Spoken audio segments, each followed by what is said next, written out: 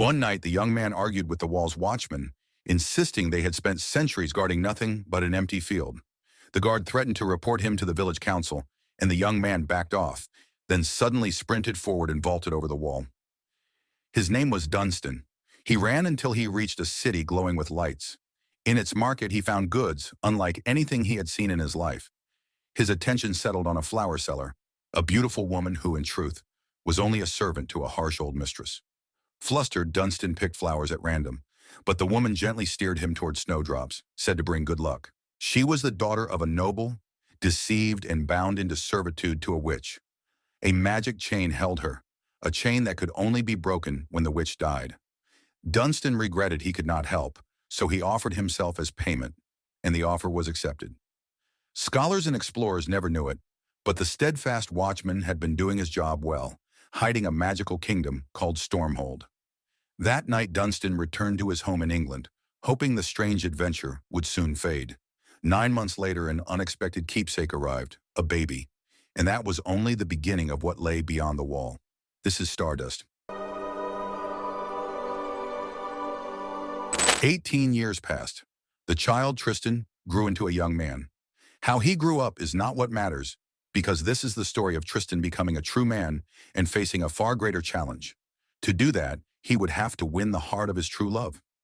That evening felt like any other, and Tristan tried his best, but the girl he adored, Victoria, only treated him as a helper, someone to use, even while he was at work. One day in the shop where he worked, she demanded to be served ahead of everyone in line, then told him to carry her purchases home. Tristan was fired on the spot. Reluctantly, he went to his father, told him what had happened, and how he had been humiliated the night before by Humphrey, Victoria's suitor. His father told him not to give up. With his father's encouragement, Tristan tried once again to win Victoria's heart. He invited her out, offering fancy drinks and promising that he would do anything for her, go anywhere she wished, whatever it took to prove his love. But her heart stayed cold. Compared to her fiancé, Tristan was nothing in her eyes. If the stars in the sky could see how embarrassed he would have wanted to hide. But those same stars were already focused somewhere else, far beyond the wall, where the ruler of Stormhold lay on his deathbed. And what that king was about to do would change Tristan's fate forever. 4 of the 7 princes were summoned: Primus, Secundus, Tertius, and Septimus. Their family was known for fighting over the throne by any means necessary. The old king himself admitted that he had eliminated 12 of his own brothers to claim the crown. To make his point, he called Secundus to the window, asked him to admire the kingdom, and then pushed him out. I see the kingdom, father.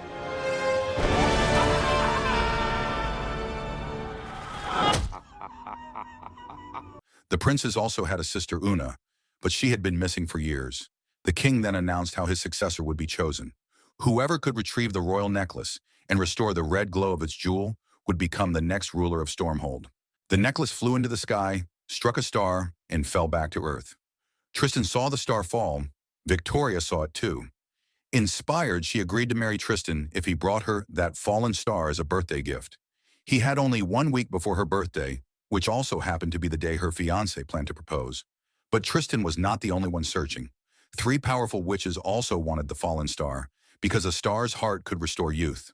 Their names were Lamia, Mormo, and Empusa. They once had a Babylon candle that allowed instant travel, but it had been used long ago. So Lamia was chosen to make the journey on foot, restoring some of her strength using the last fragment of an ancient star.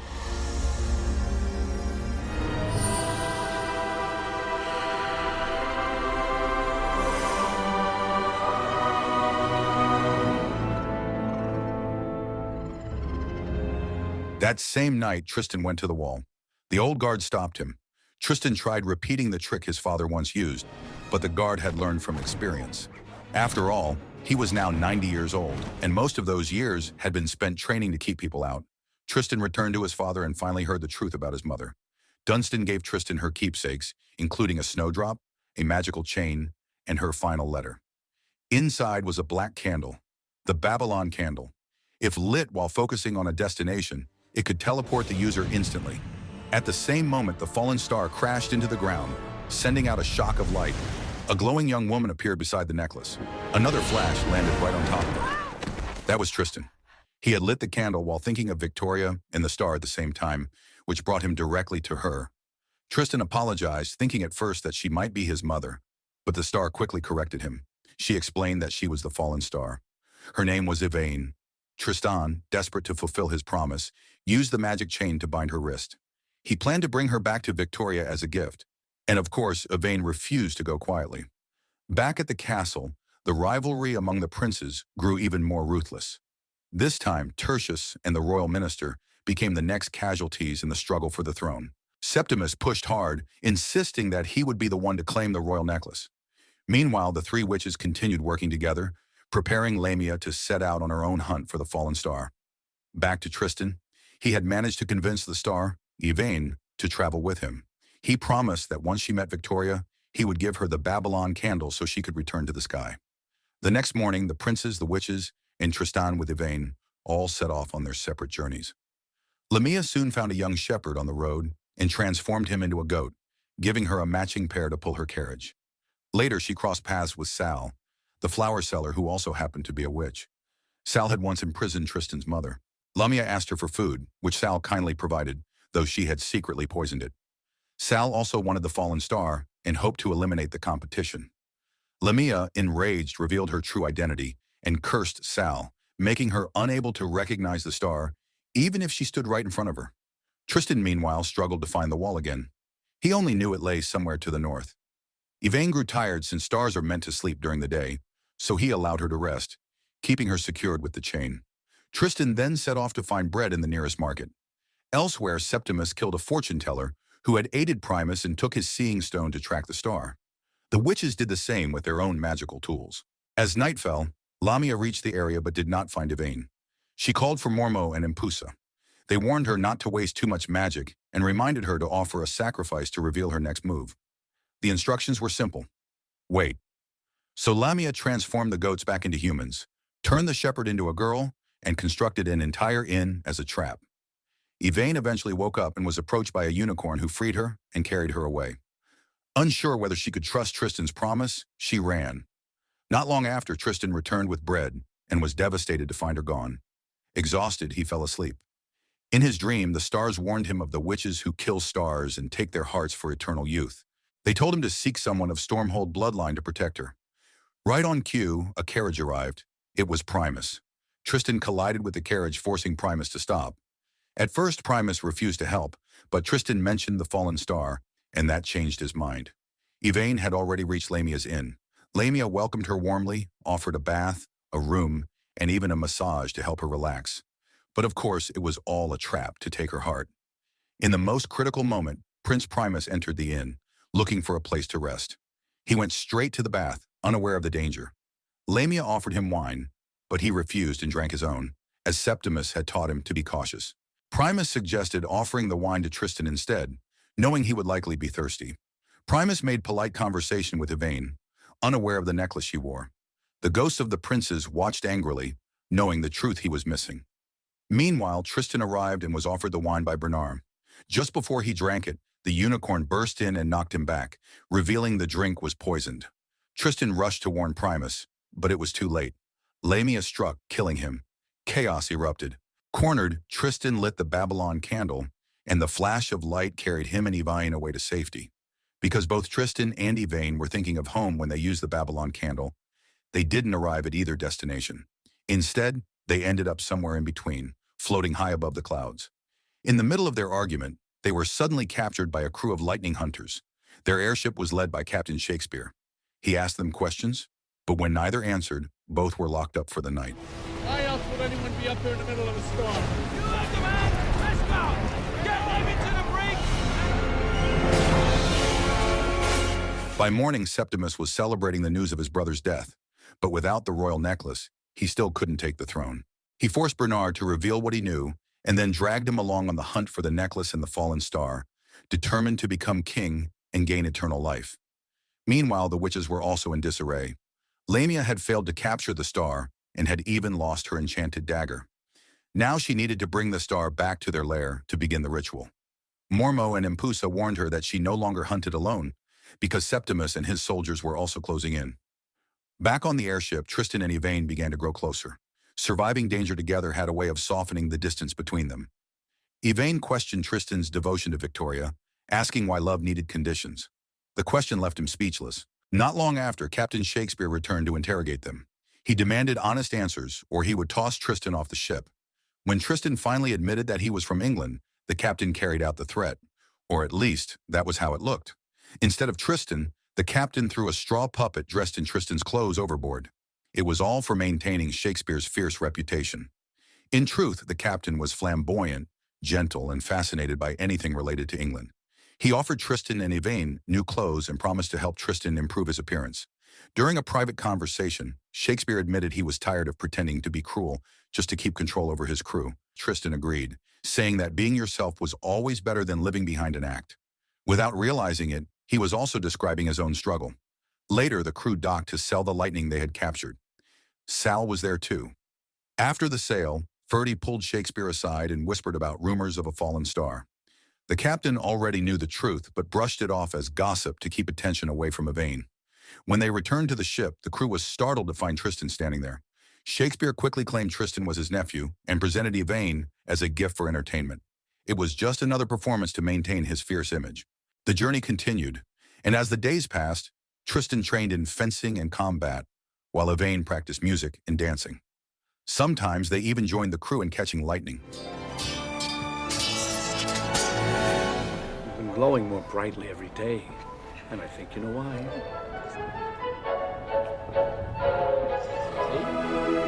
Very good. Meanwhile, their enemies were still closing in. Lamia learned from Ferdy where the airship had been, though she did not recover the Babylon candle. She cursed Ferdy, leaving him only able to speak in bird sounds. Later, Septimus encountered him, misunderstood the noises as mockery, and killed him on the spot. Back aboard the airship, Tristan and Yvain finally reached the nearest town by the wall. From there, they only needed to walk a short distance. Before they left, Shakespeare passed a secret message to Tristan, something that immediately caught Yvain's curiosity. Soon after, Lamia received word that the airship Caspertine had landed near the marketplace, meaning Tristan and Yvain were now traveling on foot. Tristan and Yvain even spotted Lamia's carriage and quickly hid. During that quiet moment, Yvain wondered if Tristan was immortal. Tristan denied it, saying that immortality meant nothing if one had to live it without true love. At the same time, Septimus located the Caspertine. The crew was resting, and the captain was privately enjoying his love for dancing. Septimus and his men tried to capture them, but the crew fought back cleverly and defeated them.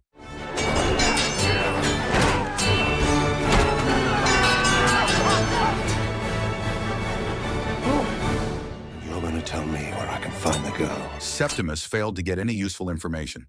Captain Shakespeare was devastated. His carefully constructed fierce reputation had been shattered in front of his entire crew. But it turned out the crew had already known who he really was and accepted him anyway, aside from one grumpy old sailor who complained a bit. Septimus, however, did not give up. He knocked Bernard down and stole his horse, continuing the chase. Meanwhile, Tristan and Yvain learned that the wall was only 2 days away. That meant Tristan would miss Victoria's birthday. They flagged down a passing carriage, which happened to be driven by Sal. She immediately noticed the snowdrop at Tristan's chest and claimed it was hers. Tristan insisted it was a gift from his mother, but said he would trade it if Sal could give them the Babylon candle, or at least take them to the wall. Sal said she didn't use dark magic and agreed to take them. After taking the snowdrop, she revealed it was no ordinary flower, but a charm against spells. And to keep Tristan from resisting, she transformed him into a mouse. Yvain tried to fight back, but because of Lamia's earlier curse, she could not touch Sal. So she climbed into the carriage, holding Tristan safely, and stayed with him. During the journey, Yvain fed Tristan cheese and finally confessed what she had been holding in her heart. She said that watching humans love one another was what made her gaze toward Earth in the first place, and now she had fallen in love herself, with Tristan, sincerely and without conditions. Eventually, they arrived near the marketplace by the wall. Sal changed him back into a human, though he needed time to recover his strength. Yvain brought him to an inn. When Tristan woke up, he told Yvain that he had heard everything she said before, and he felt the same. Just as Captain Shakespeare had once hinted, sometimes love is right in front of us, though we fail to see it. They spent the night together, deeply connected. But early in the morning, Tristan left quietly. He left a message for Yvain with the innkeeper, saying he would return after he went to see Victoria. At the same time, both Lamia and Septimus now knew Yvain's location and were racing toward the wall. A little while later, Yvain woke up overflowing with happiness, only to find Tristan gone. Heartbroken, she walked toward the wall to follow him. Tristan's mother saw this and tried to stop her, but the magic chains still held her back. She struggled, doing everything she could to protect Yvain. Tristan reached Victoria's home and stunned her with his new confidence and appearance. But he did not come to win her. He simply gave her a lock of Yvain's hair to fulfill his promise. Then he told her not to boast so highly of herself because he had found his true love. Just then, Humphrey appeared and challenged him out of jealousy, but Tristan no longer cared. As the lock of hair crumbled to black dust, he realized the truth Yvain had never told him. She could not cross the wall. A star who crosses into the human world cannot return without someone who loves her by her side. Meanwhile, Yvain was drawing closer to the wall, unaware of the danger. Tristan, his mother, and Lamia all rushed toward her at the same time. Tristan's mother reached her first and tried to help, but Sal appeared, followed by Lamia. The situation escalated into a fierce, magical confrontation. Sal was killed, and with her death, the chain that bound Tristan's mother finally broke. But Lamia quickly rebound both Yvain and her and dragged them away to the witch's lair. All this time, the wall guard had been watching everything unfold from a distance. When Tristan arrived, the guard rushed to tell him what had happened. Tristan immediately snatched the snowdrop from Sal's abandoned carriage, mounted her horse, and rode straight toward the witch's lair. Not long after, Septimus also reached the same place. Inside the lair, Lamia was greeted by her sisters as they prepared to begin the ritual. They had no idea Tristan and Septimus were watching through a window. At first, the two men were ready to kill one another, but given the circumstances, they silently agreed to work together. Septimus attacked first, ready to strike Tristan's mother down. But then he froze. He recognized her. She was Una, the sister they had lost long ago. He pushed her away from danger, sending her stumbling right into Tristan's arms. At the same time, Septimus began fighting Impusa in a fierce battle. Una turned to Tristan and told him the truth. She was his mother. Septimus continued his fight, flames surrounding him. Imsa controlled fire, but Septimus's armor was fireproof. He countered with his blade, and Impusa fell. Mormo was ready to step in, but Lamia stopped her.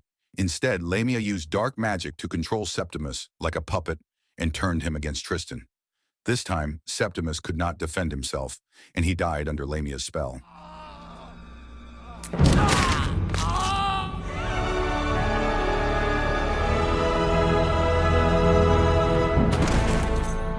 Now it was Tristan's turn. He stepped forward to save Yvain. Una encouraged him, reminding him of the strength within him. Lamia ordered Mormo to attack Tristan. The fight was brief. Tristan freed the animals the witches had kept imprisoned for their rituals. The animals, furious after watching many of their own sacrificed, overwhelmed Mormo. Finally, Lamia herself faced Tristan. She unleashed her curses, but the snowdrop Tristan carried proved to be a powerful protection, breaking every spell she cast. Lamia then used her magic to animate objects around the room, including the lifeless body of Septimus, forcing it to attack.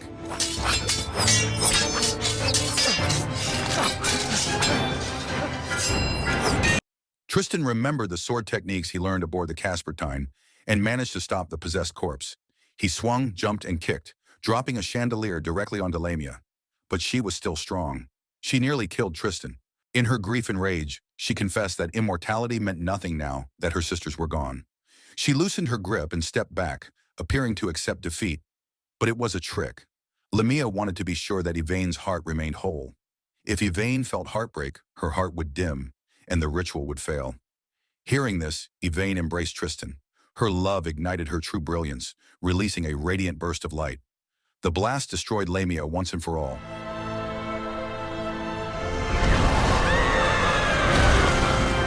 Tristan, Yvain, and Una reunited. Tristan found the Stormhold jewel, now glowing red again. That meant the rightful heir had finally emerged.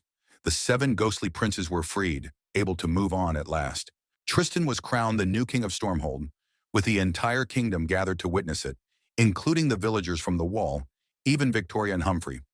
Una then presented a meaningful gift, something deeply tied to their journey.